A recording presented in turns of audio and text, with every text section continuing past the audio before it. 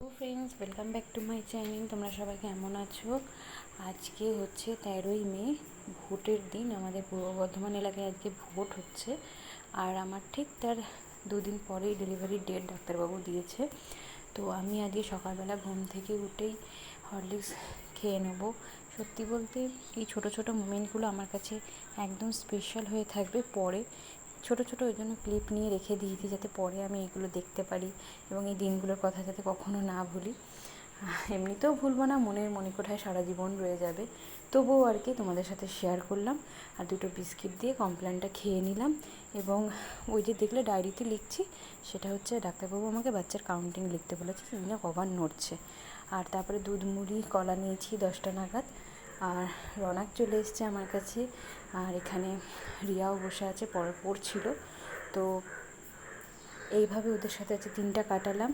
যেহেতু আমার একদিন পরে আমাকে বেরোতে হবে, তো ওই জন্য ওরা একটু এসেছিলো আমার সাথে। আমি একটু ভয় পাচ্ছিলাম, ভয়টা কাটানোর জন্য।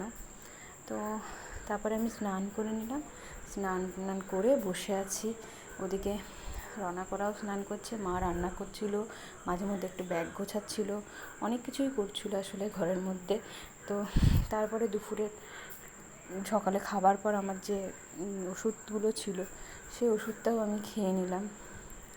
তারপরে বসে থাকতে থাকতে আমার দুপুরে খাবারটা চলে এলো। আমি ঘি দিয়ে আজকে ভাত খেলাম। আর ভেন্ডি ভাজা হয়েছিল, আর কুমড়োর শাক হয়েছিল, আলু সেদ্ধ হয়েছিল, ডাল হয়েছিল, মাছের তরকারি হয়েছিল। ওখানে মা খাবার বাড়ছিল সবার জন্য। তো যাই হোক, দিনগুলো এভাবে পার হয়ে গেল। কী করে 9টা মাস পার হয়ে গেল সেটা বুঝতে পারলাম না।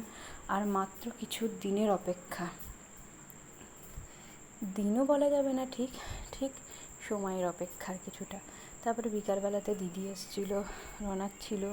তারপরে ওরা সবাই মিলে ওখানে বসেছিল। মা নিচে বসে বসে কিছু কাজ করছিলো। আমার নার্সিংহোমে যে নাইটিগুলো লাগবে সেগুলো একটু রেডি করছিল, হুকগুলো সামনে বুক মানে কাটা। তারপরে আমরা সবাই মিলে একটুখানি আজকে চিকেন চাউমিন পার্টি করলাম। দিদি এসেছিলো, ও নিয়ে এলো, তো খেলাম, ভালো লাগলো। এইভাবে আজকের দিনটা কেটে গেল। তো তোমাদের কেমন লাগলো ব্লগটা অবশ্যই জানিও। দেখা